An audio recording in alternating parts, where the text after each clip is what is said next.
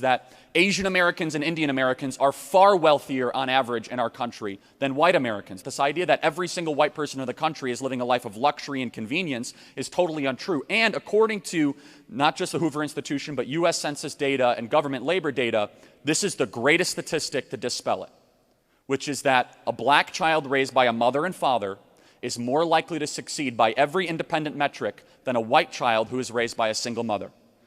Hey guys, how you all doing? Welcome back again to another reaction group show.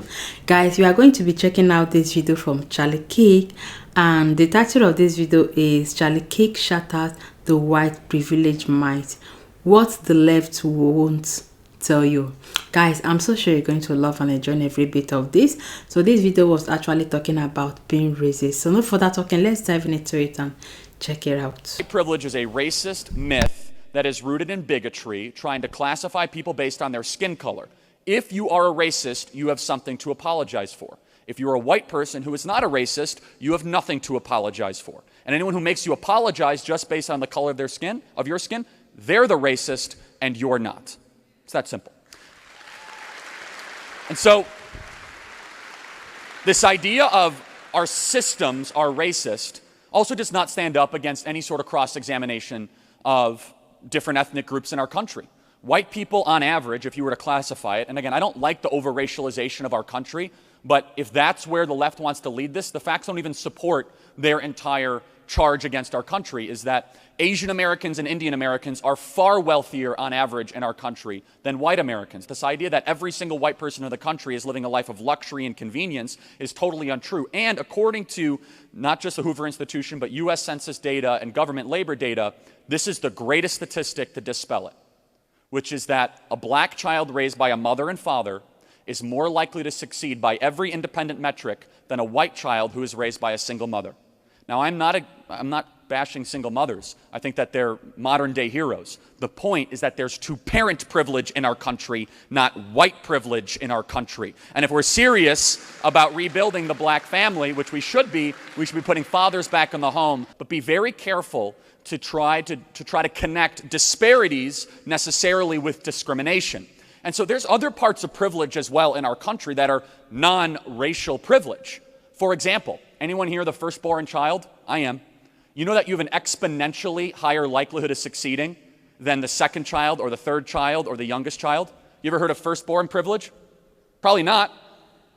How about anyone here an only child?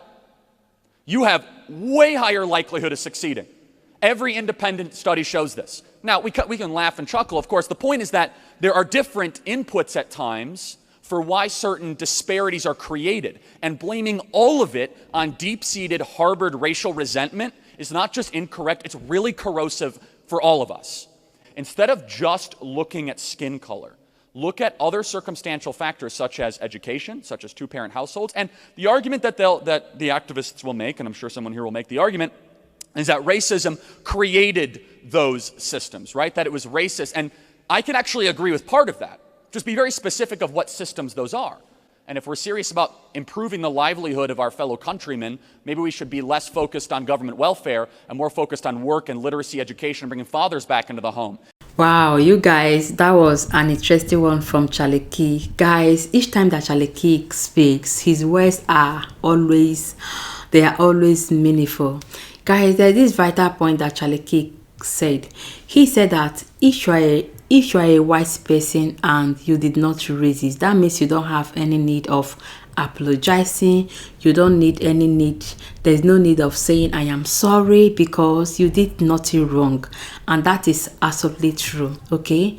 I think, and he said another thing. He said that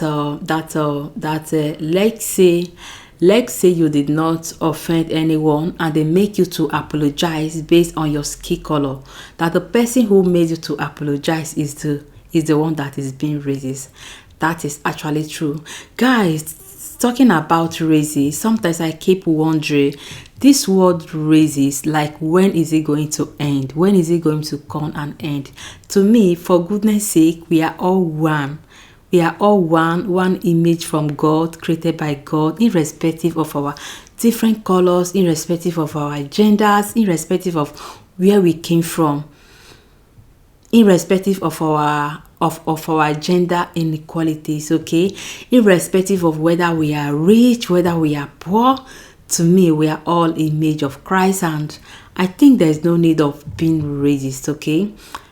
We should just have this mind, this spirit of accommodation, accommodating accommodating each other. Yes, accommodating each other, showing love to each other. Where this one is weak, you help to strengthen that person, okay? So to me, I think the word racist should be abolished in our country, in our midst, in our society, in our organizations, because people are just being racist out of nothing. Some people are just being racist based on this person, his skin color is different from mine. Some people are just being racist based on, okay, this person, we are not from the same tribe, and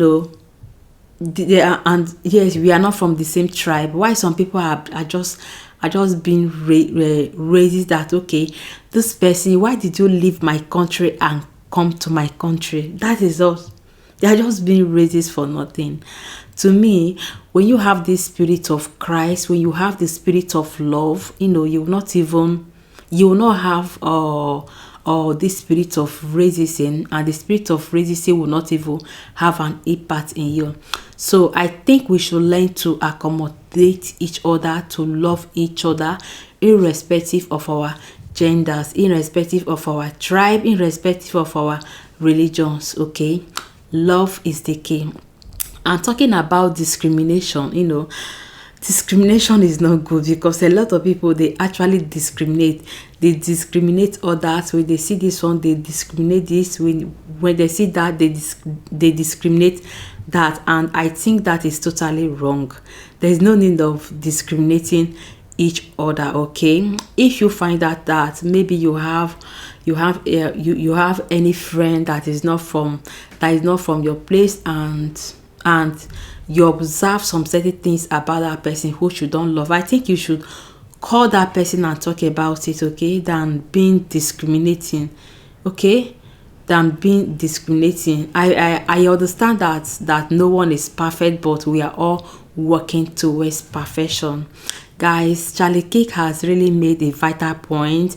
I love the way he educates the students. I love his speech a lot. He's a man that is full of wisdom. I love his level of education, his level of understanding, the way he analyzes things, the way he tackles things, okay? Guys, I'm so sure you love and enjoy every bit of this. And guys, I would like to welcome all your opinions in the comment section, okay? And I'll be right there waiting for you. So guys, see you all in my next video. Bye.